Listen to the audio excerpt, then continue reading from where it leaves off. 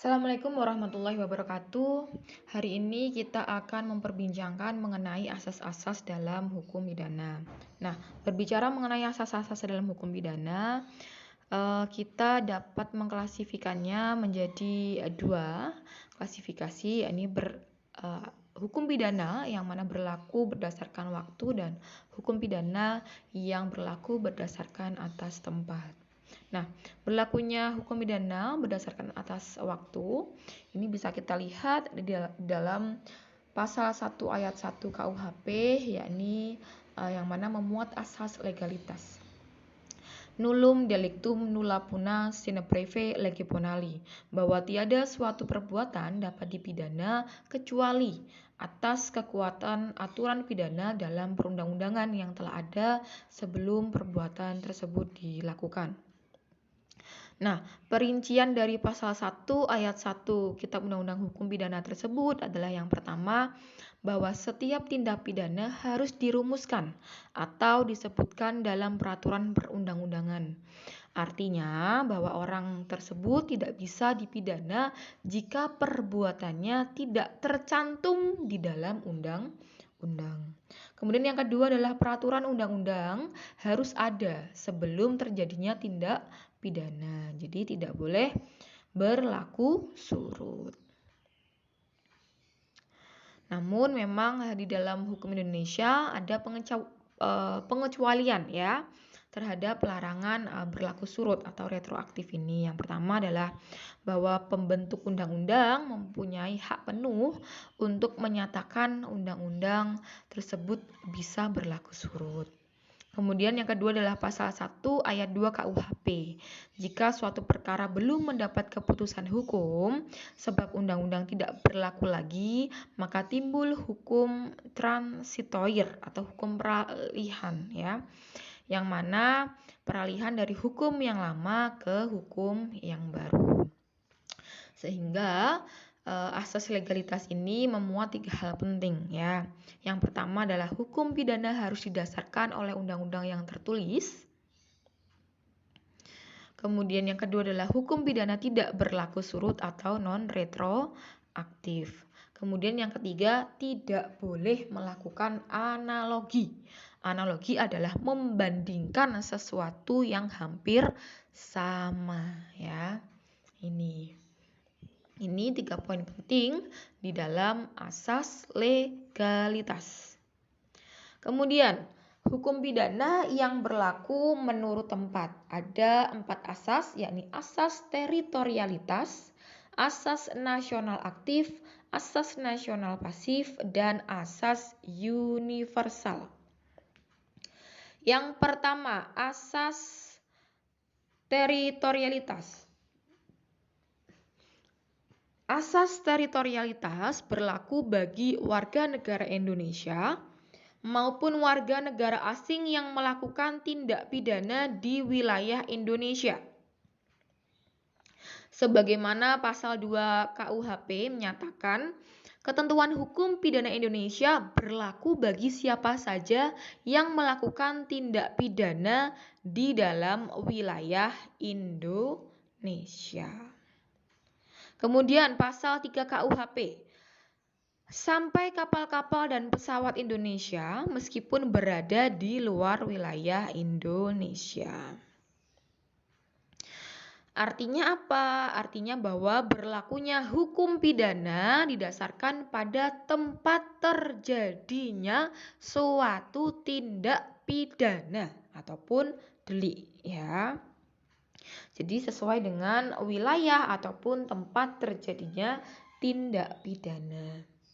Kemudian asas nasional aktif ya, seringkali asas nasional aktif ini juga disebut sebagai asas personal.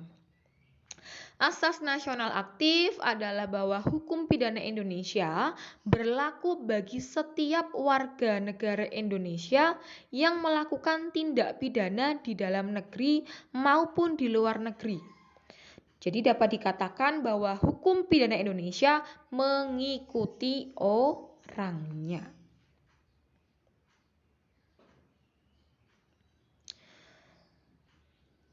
Contohnya ya, ini ada di dalam pasal 5, kemudian 6, 7 KUHP.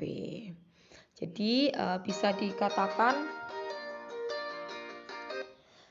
bisa dikatakan bahwa berlakunya hukum pidana didasarkan pada kewarganegaraan dari si pelaku tindak pidana. Contohnya adalah orang Indonesia yang membunuh orang lain di negara lainnya.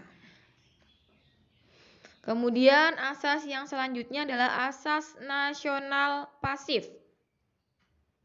Ya, asas nasional pasif. Bahwa yang dimaksud dengan asas nasional pasif atau sering juga dikatakan sebagai asas perlindungan ini pada prinsipnya adalah ingin memperluas berlakunya ketentuan-ketentuan hukum pidana Indonesia di luar wilayah Indonesia berdasarkan atas kerugian nasional yang amat besar yang diakibatkan oleh beberapa kejahatan. Sehingga siapa saja, siapapun, termasuk orang asing yang melakukannya di mana saja, pantas mendapat hukuman oleh Pengadilan Negara Indonesia.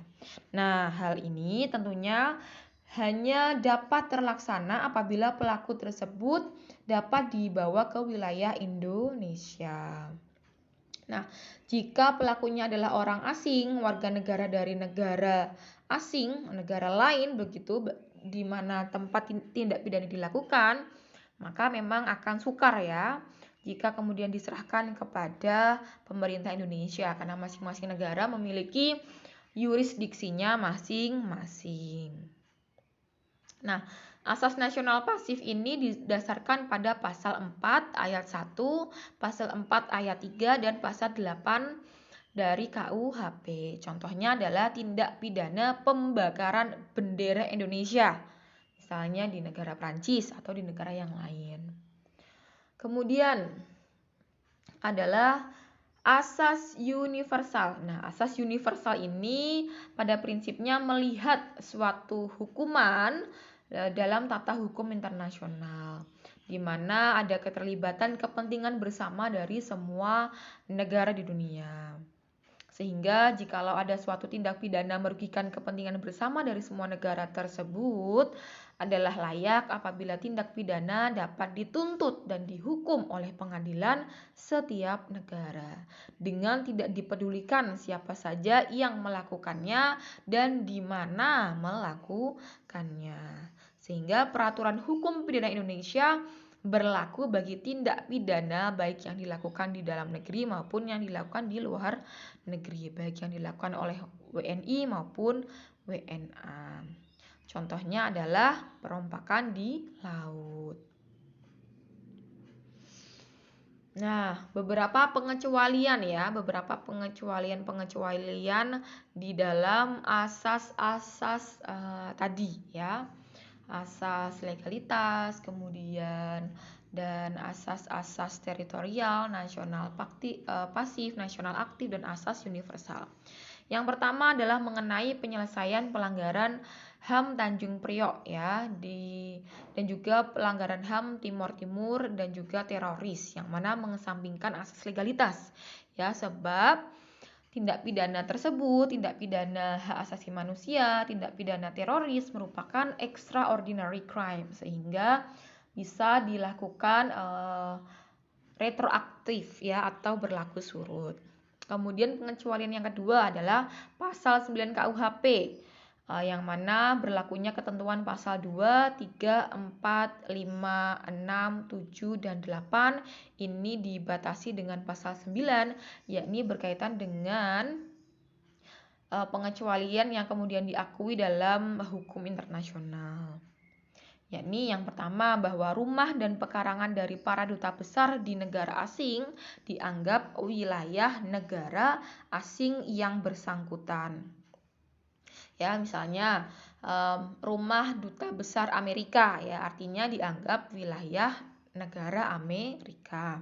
Kemudian para diplomat asing yang kemudian bertugas di negara Indonesia ya tidak dapat dituntut ya di muka pengadilan Indonesia ya di mana tempat mereka ditugaskan. Kemudian yang ketiga adalah kapal-kapal perang dari negara asing yang berlabuh di suatu negara. Kalau di Indonesia ya di Indonesia.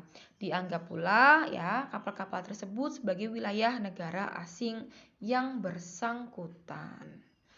Sekian terkait dengan asas-asas dalam hukum pidana. Terima kasih. Wassalamualaikum warahmatullahi wabarakatuh.